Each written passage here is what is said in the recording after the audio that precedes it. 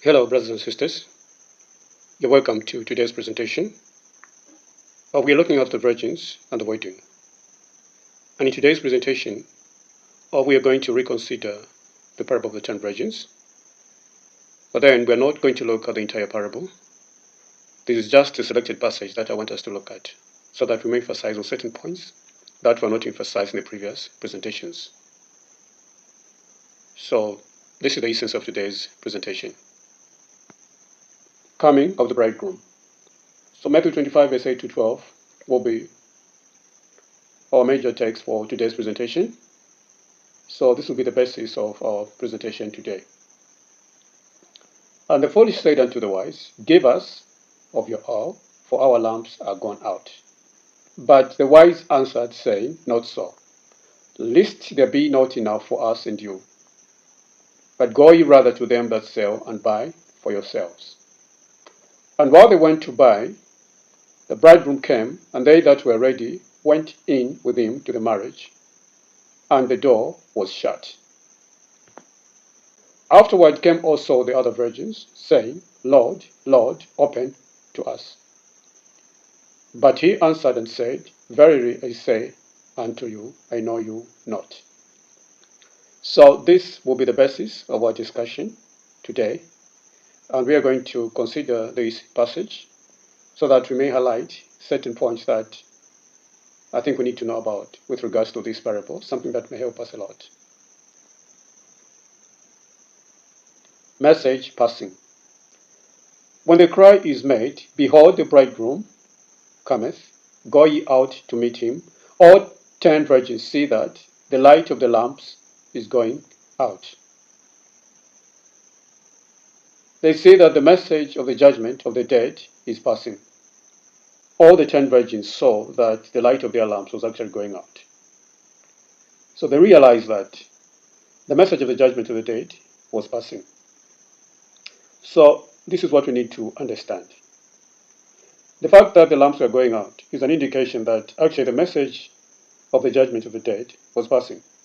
Because we understand that before the bridegroom came, they slumbered and slept. And we know that the period of sleep and slumber is during the judgment of the dead. So when the judgment shifted, or is about to shift from the dead to the living, that is when these virgins will actually realize that the judgment of the dead is actually passing. That is to say, that is when the lamps went out. Because that message now came to an end, and then another message started unfolding. Then they discovered that actually they needed extra oil.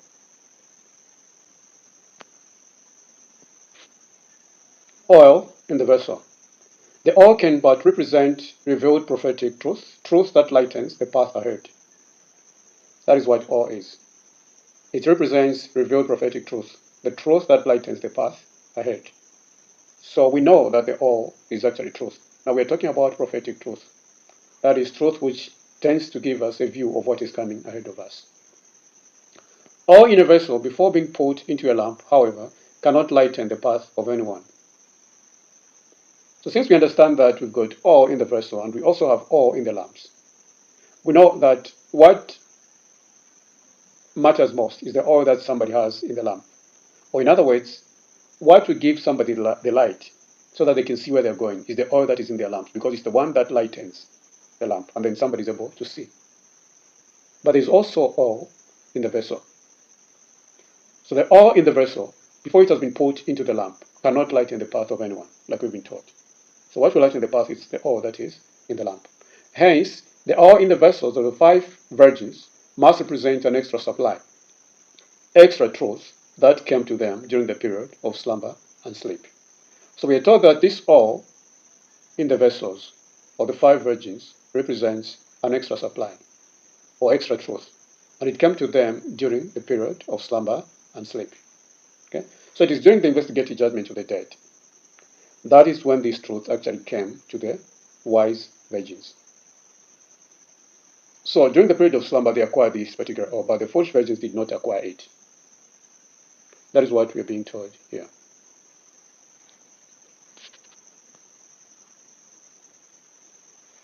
On oil in lamps of the foolish virgins. The knowledge of present truth, which the 5 foolish virgins possessed since 1844, is the judgment of the dead and was the only oil in their lamps. So that is the knowledge of present truth which the 5 foolish virgins possessed. It is the truth of the judgment of the dead. So from the time the judgment of the dead began in 1844, that is the only truth that these 5 foolish virgins will have in their lamps. When the judgment of the living will commence, and the cry will be made, they will be found without this extra oil in their vessels. Now, the oil that we are talking about here is the judgment of the living message. So, when the cry will be made, these foolish virgins will not have oil, that is extra oil, in their vessels. So they'll find themselves in darkness because there'll be nothing to give them the light, nothing to enlighten them as to what was going on. So essentially, that is what this part tells us. That is what we need to know with regard to the oil in the vessel that the foolish virgins didn't have. Buy oil for yourselves. So the foolish will say to the wise that they should give them of their oil because their lamps were going out. So they'll realize at last that they'll find themselves in darkness. Then they'll go to the wise to ask for oil as a gift. But then the wise will answer, saying, Not so, lest there be not enough for us and you.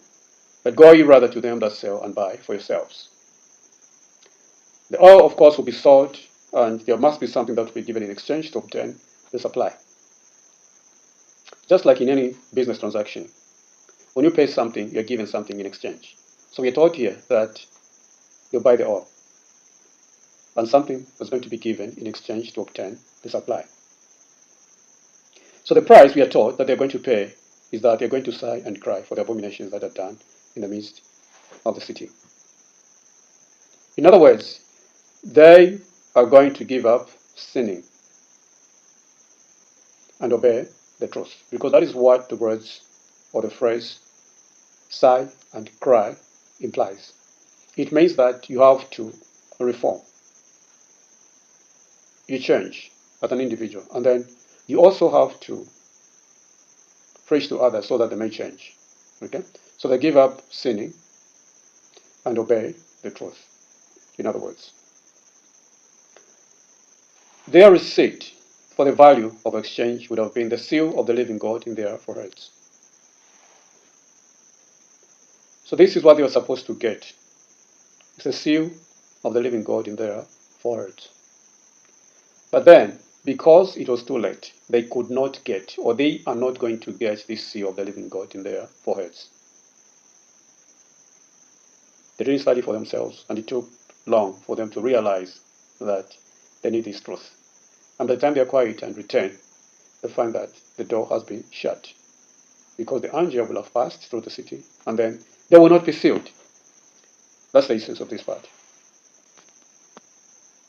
Thus, when the wise one will start out to meet the bridegroom, the lamps of the foolish will go out, due to the fact that the message of the judgment of the dead will have passed. And it was not going to be present truth anymore. And hence they'll be found, or they'll find themselves in darkness.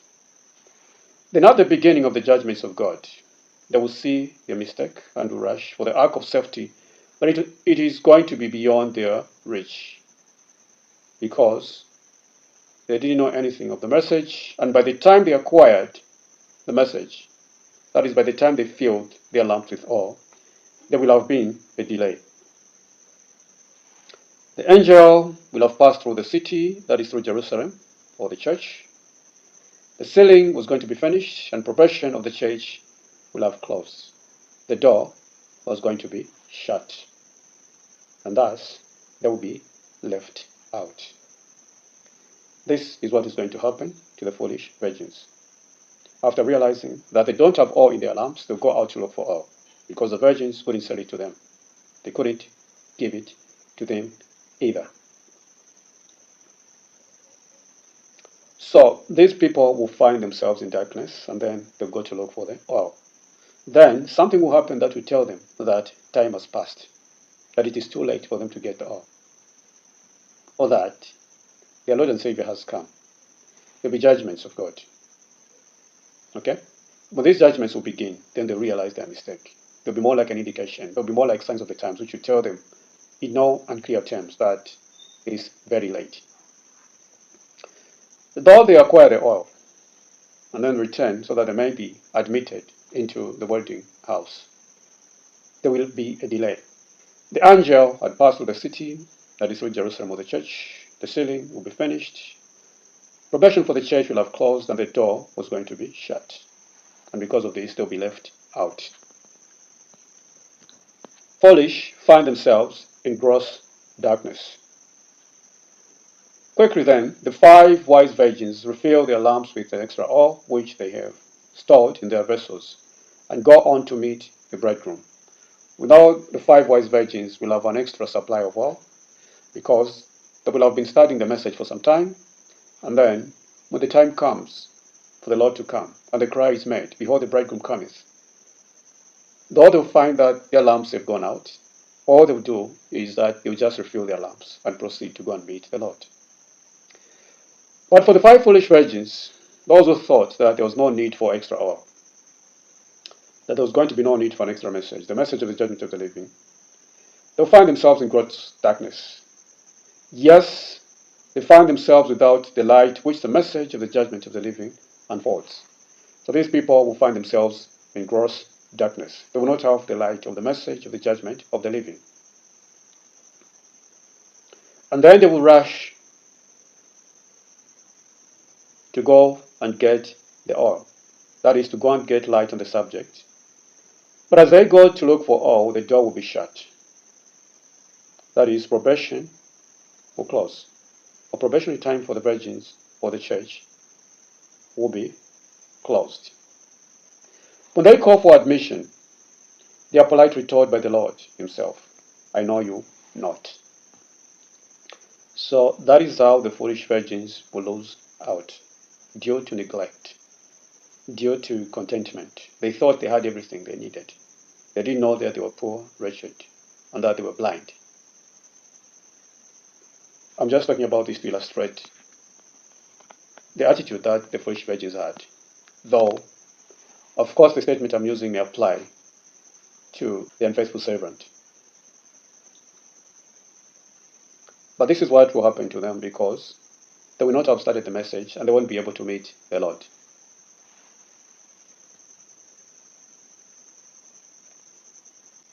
For when the call was made, "Behold, the bridegroom cometh," all 10 virgins found the oil in their lamps consumed. The vessels of the wise, however, were full, and so they could refill their lamps. In contrast, the foolish found that not only were their lamps out, but their vessels were empty too. So the wise, like we've mentioned, had an opportunity to refill their lamps and proceed with the journey to go and meet the bridegroom. But the foolish found that they didn't have oil in their vessels, and their lamps also had gone out. They went out and they obtained the oil, but it did not do them good, because they found the door closed to them. They had been satisfied with what they had in their lamps, presuming that there was no need for more. Contrary to their assumption, though, during the period of slumber and sleep, they suddenly saw their lamps go out. Finding themselves in spiritual darkness and confusion, they were then anxious to get oil. So after they discovered that they didn't have oil and their lamps had gone out, they became anxious to get the oil. And that is when they went to look for the oil. But even if they found the oil, like has been said, the oil didn't do them any good, because they were still not allowed to get into the wedding hall. They couldn't be allowed or admitted into the premises of the wedding by the Lord. So they were left out because probation had closed, and they did not receive the seal. So that is how they lost out, simply because they were satisfied with the oil in their lamps, and they never cared to have the extra oil in their vessels. Present truth no more. but only 5 of them had an extra supply of oil in their vessels. As they start to doubt to meet the bridegroom, the lamps of the foolish ones went out, and as they found themselves in darkness, it made their progress impossible. So because they found themselves in the dark, they could not proceed with their mission. They had to make use of plan B. They went to look for oil. Now the question may be asked, what made their lamps go out, and why could they go backward but not forward? That is the question that has been asked. As the message of the judgment for the dead was the present truth since 1844, at the beginning of the judgment for the living, when the cry was made, it became present truth no longer. Consequently, their lamps went out. So the message of the judgment of the dead will have passed by then, and that is what will make the lamps go out. And that is why they could only go backward and not go forward. The message of the judgment of the living is what will come on the scene, and then the judgment of the dead will have passed. It will no longer be present truth. It will be irrelevant. It won't be able to save them.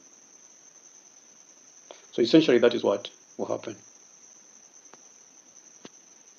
Failed to get supply of oil.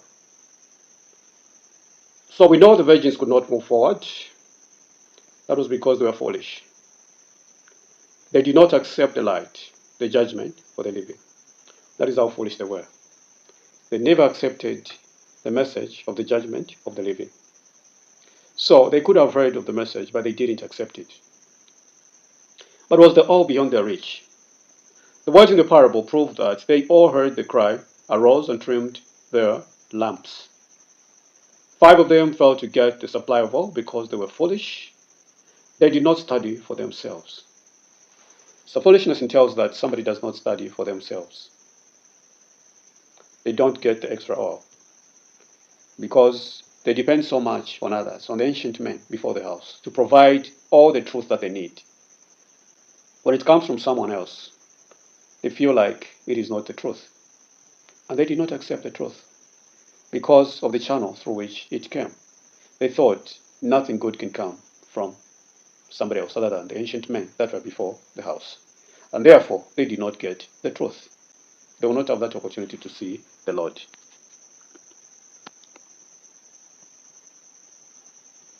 Many will claim admission to Christ's kingdom. At the final day, men will claim admission to Christ's kingdom, saying, "We have eaten and drunk in thy presence, and thou hast taught in our streets.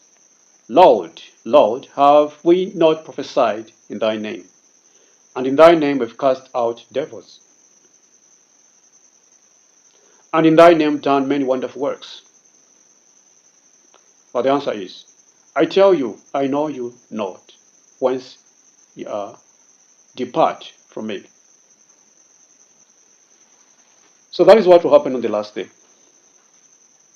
People who want to be admitted to Christ's kingdom, they'll say all sorts of things. "We've cast out demons in your name. We have eaten and drunk in your presence." That is, we heard your messages and we preached them. We read your word. We studied.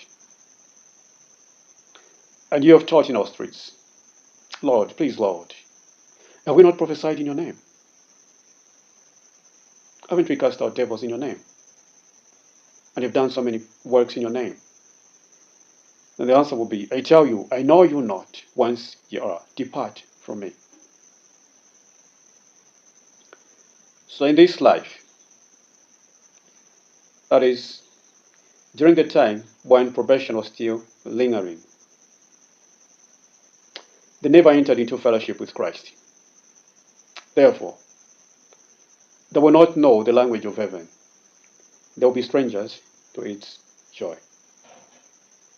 It's like you've been busy with something else, and then because the Lord comes, that is when we realize that we need to be saved as well. But then it will be too late because we did not enter into fellowship, or we will have not entered into fellowship with the Lord. And therefore, Whatever belongs to heaven will be very foreign to us. And if at all we are admitted to heaven, it wouldn't be a nice place for us because we are not familiar. We do not know, or we will not know the language of heaven.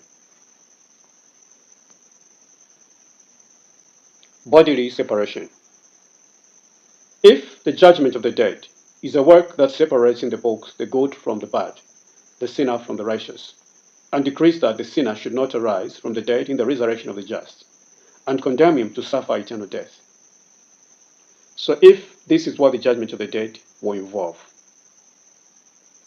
then what do we suppose the judgment of the living will do to the living?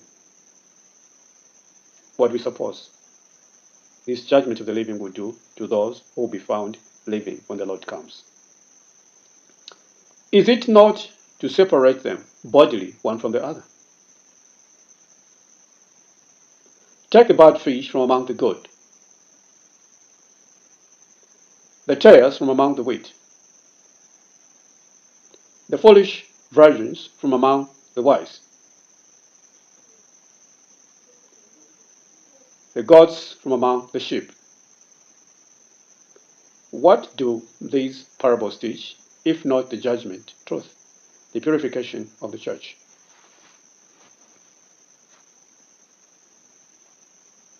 So we know what the judgment of the dead is. That it involves separation in the books or in the records that are written in heaven. And it involves separating the good from the bad, the sinner from the righteous. It also decree that the sinner should not arise from the dead in the resurrection of the just. Then it's just natural that we expect the judgment of the living to separate bodily one from the other, since the people be living. Okay? So you take the bad fish from among the good, the tares from among the wheat, the foolish virgins from among the wise, the goats from among the sheep. And this is nothing other than the purification of the church. So this is what we need to know when it comes to judgment of the living and what it entails. Rapture or destruction. We are reading from Matthew chapter 24, verse 37 to 42. But as the days of Noah were, so shall also the coming of the Son of Man be. We know how the days of Noah were. There was a flood. And we are told that that is how the coming of the Son of Man will be. We know some people were saved, others perished. In fact, the majority perished, but only few were saved. For as in the days that were before the flood, they were eating and drinking, marrying and giving in marriage, until the day that Noah entered into the ark.